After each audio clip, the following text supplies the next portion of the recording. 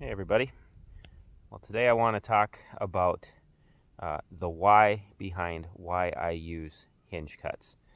Inevitably, when I post a hinge cutting video, I'll have guys comment and say that it's a terrible forest stand improvement technique.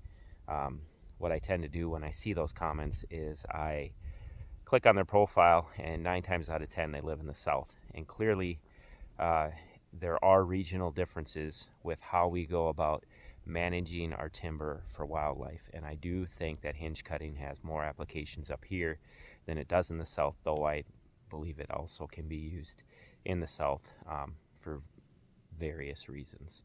So today I'm just going to go through and talk about why I use it up here in Minnesota, why it's so beneficial, and why I feel like there is a disconnect between us northern and southern guys when it comes to hinge cutting. All right, so I am standing in an area that was logged 3 summers ago. So it's had about 2.5 summers worth of growth, or the opportunity for 2.5 summers worth of growth. Let's look around at all the regen. Whatever regen is there is buried in the snow. And what ends up happening is that the deer reset this regen every single winter and spring. So as the snow melts this spring, they're going to be in here and they're going to be nipping at all of this. So I have no viable cover yet from the logging. And we got big hole in the canopy, no place for the deer to bed. So saying you have to flush cut all your trees, you should be doing chop and drop management, you should be only doing logging. I'm just showing we're 3 years in here and I don't have cover, and I want to have cover. I want our property to hold deer.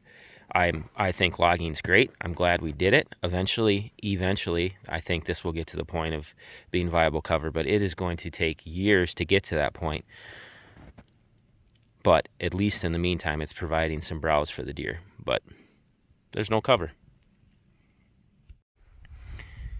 So here's a spot where there is actually a little bit of woody regen sticking through. But you can see what happened. So all this stuff was nipped last winter. So here's the new growth. So I got about a foot of new growth last summer. But what's going to end up happening, it's still early in the year, is the deer are going to come through here and they're going to start sawing this off. You can already see it's happening. So there's one that's been nipped off already. So the deer are going to come in here and reset this. In the South, you have twice the growing season that we have here in Minnesota. So that some of this stuff can get past the deer's reach because you have a growing season that's twice as long as us. But in the North, when we're talking about hardwoods regen, it takes a long time for this stuff to get to past the deer's reach.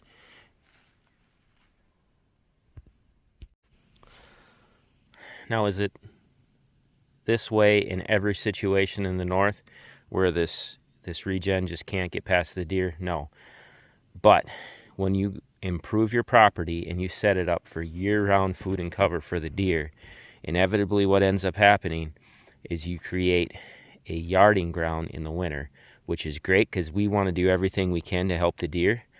But the fact that they yard on us, because we have great thermal cover and we have ample food in the form of woody browse, means that these trees are going to take that much longer to actually get to the point of viable cover. If you're in an area where you don't have good thermal cover like we do and you don't have ample food, you might be able to get some of this woody regen to that point of actually being able to hold deer. But for us, we already had a yarding ground to some degree because of the large swamp that's next to us that's full of red osier dogwood and good thermal cover.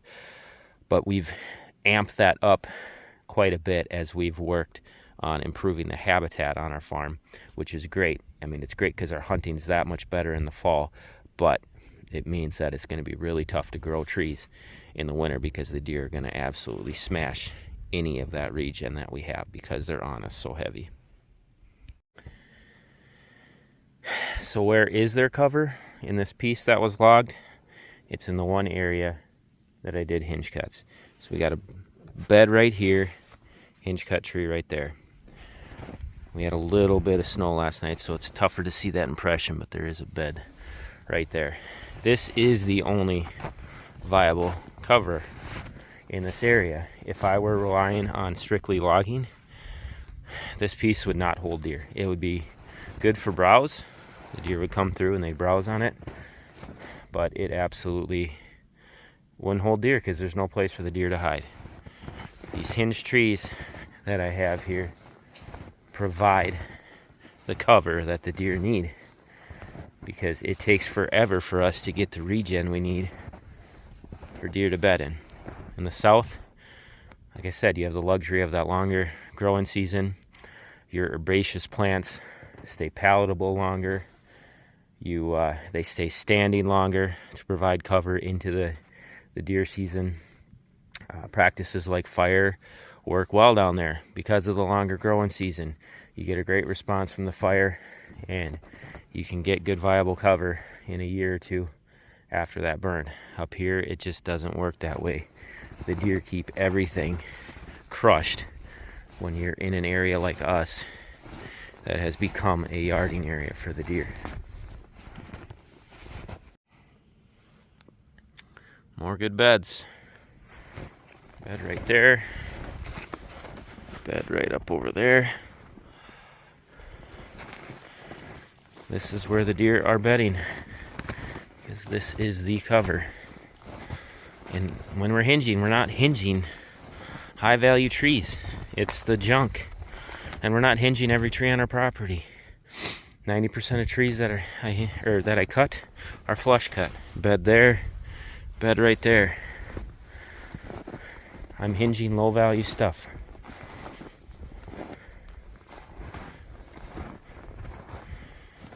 And I'm guessing on our 270 acre farm, if you can include edge feathering and things like that, I probably have 6 acres or so of hinge cuts. So 6 acres out of 270 acres. But those 6 acres are really crucial when it comes to having structure for deer. Well, there's a nice well-worn bed. A little something different that logging can't provide, that nice canopy overhead. Deer apparently like that.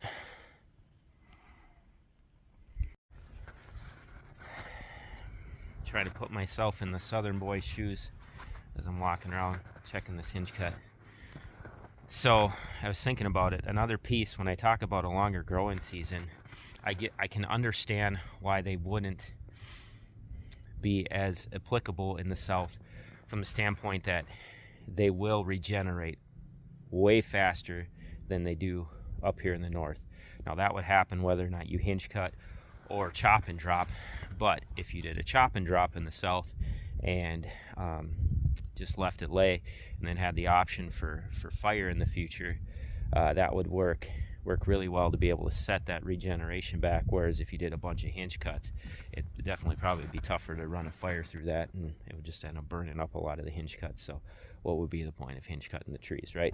But thinking about that you have that longer growing season, therefore that woody regeneration is going to get past the point of the deer quicker, and eventually there won't be that food component on the ground, and you'll want to reset it somehow.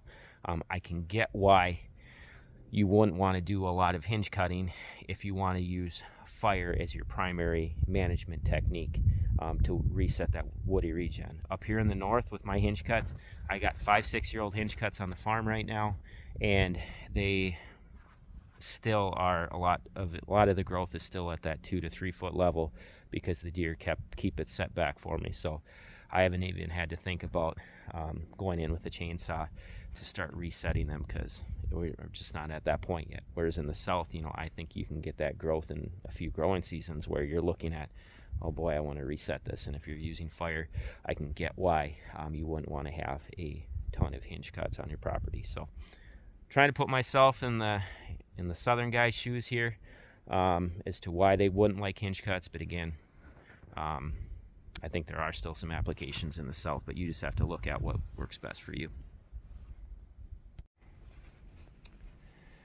So at the end of the day, regional differences are huge with how we manage our timber. So Hinge-Cuts work well for me up here in the north for the reasons that I already mentioned. But in the south, you have more options. I think Hinge-Cuts still have their place because I use Hinge-Cuts to screen. I use Hinge-Cuts to guide and direct deer movement. And I do know guys that have used Hinge-Cuts to varying degrees in the south with success. But you just have more options down there. So if you have an option that you've used and it's worked, by all means, use that. One thing that's big in the south is hack and squirt. So to me, as somebody from Minnesota, I see that as a wasted resource by leaving that tree dead standing. I'd rather cut it down and have the deer be able to browse on it and have it act like a natural seclusion cage so that some of that woody regen can actually get past the deer. But I would never tell somebody that you can't use hack and squirt because I don't know your situation. I don't know what works well for you. So with Hinge-Cuts, they work really well for me up here in the north. If you're in the north and you don't like Hinge-Cuts and you've used something else that has worked well, go for it. As long as you're out in the woods having fun, getting habitat on the ground, that's awesome. Do what works best for your situation. So I guess at the end of the day, that's the moral of the story, is that you have to take a good, honest look at your property and decide what works best for you from a habitat management standpoint, from a philosophical standpoint, and do it. Have fun. Enjoy God's creation. And that's it. All right, you all take care. God bless.